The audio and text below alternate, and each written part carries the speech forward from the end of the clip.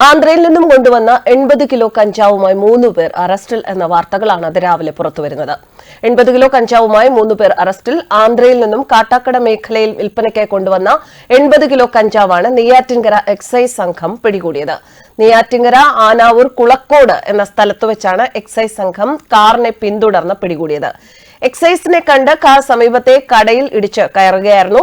തുടർന്ന് എക്സൈസ് സംഘം പുറത്തിറങ്ങിയ കാറിൽ ഉണ്ടായിരുന്നവരെ പിടികൂടുന്നതിനിടയ്ക്ക് 2 പേർ ഓടി രക്ഷപ്പെടുകയും ചെയ്തു. കാട്ടാക്കട പാലക്കുന്ന് സ്വദേശി സിബിൻ രാജ്, കുവളശ്ശേരി സ്വദേശി ഗോകുൽ കൃഷ്ണ, മണ്ണടിക്കോണം സ്വദേശി അരുൺകുമാർ എന്നിവരാണ് ഇപ്പോൾ എക്സൈസ് സംഘം പിടികൂടിയവർ. ഇവിടെ കാറിലൊപ്പമുണ്ടായിരുന്ന വെളിയങ്കാട് സ്വദേശി ലാൽ, ഊരൂട്ടമ്പലം സ്വദേശി ബ്രഹ്മിൻ എന്ന 2 പേർ ഓടി രക്ഷപ്പെടുകയായിരുന്നു.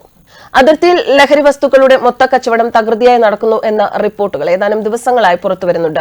വളരെ രഹസ്യമായ ഗോഡൌണുകളിൽ സൂക്ഷിച്ച ശേഷം ഇടനിലക്കാർ വഴി ചെറുകിട കച്ചവടക്കാർക്ക് ആവശ്യാനുസരണം എത്തിച്ചുകൊടുത്താണ് വിൽപ്പന നടത്തുന്നത്. അതിർത്തിയിലെ പനച്ചമൂട്, പുലിയൂർശാല മേഖലകളിൽ കഞ്ചാവ് മുതൽ ലഹരിയുള്ള മറ്റു പാൻ ഉൽപ്പന്നങ്ങളുടെ വരെ മൊത്ത വ്യാപാരം നടക്കുന്നുണ്ട്. ആഴ്ചയിൽ 2 ദിവസം പ്രവർത്തിക്കുന്ന പനച്ചമൂട്ടിലെ പ്രധാന ചന്തയിൽ പുലർച്ചെ മുതൽ പാൻ ഉൽപ്പന്നങ്ങൾ വ്യാപകമായി വിൽപ്പന നടത്തുന്നു എന്ന വിവരങ്ങളുമുണ്ട്. ലഹരി വസ്തുക്കൾ ഉപയോഗിക്കുന്നത് കൂടുതലും യുവാക്കളും വിദ്യാർത്ഥികളുമാണ്. കവറിന് പുറത്ത് രേഖപ്പെടുത്തിയിട്ടുള്ള പാൻ ഉൽപ്പന്നങ്ങൾക്ക് 4 ഇരട്ടി വരെ ലാഭമാണ് കച്ചവടക്കാർക്ക് ലഭിക്കുന്നത്. എന്നാൽ കച്ചവടം വ്യാപകമായിട്ടും പോലീസിന്റെയോ ആരോഗ്യവകുപ്പ് അധികൃതരുടെയോ ഭാഗത്തുനിന്ന് യാതൊരു നടപടിയും ഉണ്ടാവുന്നില്ല.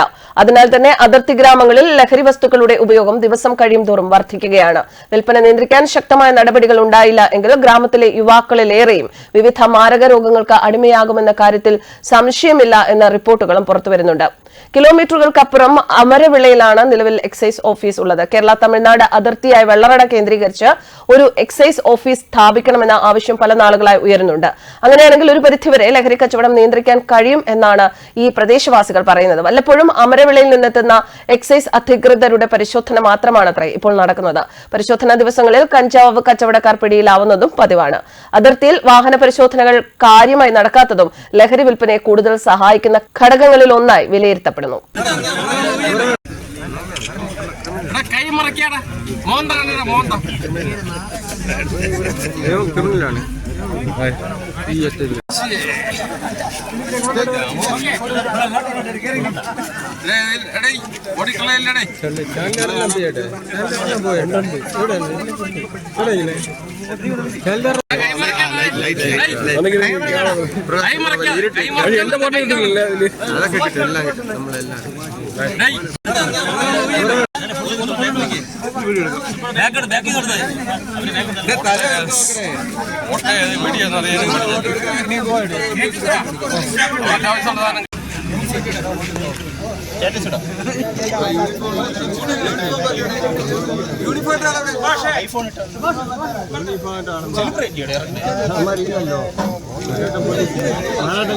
പോലീസില്ല.